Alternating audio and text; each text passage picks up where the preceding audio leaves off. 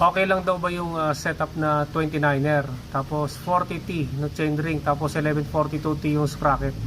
Ang gulong daw niya ay 29 by 2.2.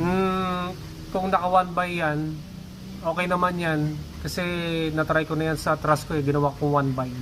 Pinang long ride ko sa Kamay ni Jesus. Kasi yung truss ko dati, since na medyo baluktot yung seat tube, kaya tapos carbon fiber, kaya nag-aalangan ako lagi ng FD, baka mag-crack eh. Yan, natry ko na yan, yung 40T.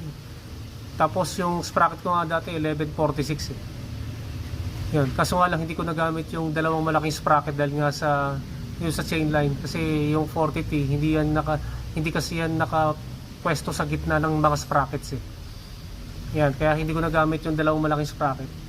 Magagaralgal kasi pag pinilit ko. Sa patag, sa preference ko, bitin yan ng konti. Yan, ng konti lang, sa 40T, sa flat roads. Pero sa ahon, sakto lang. Yan, sakto lang sa opinion ko. Based dun sa inahon ko sa Kamay ni Jesus.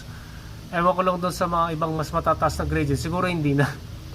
Yan. Pero sa gradient dun sa papuntang Lukban, okay naman. Yan. Kasi kanya-kanya tayo ng preference.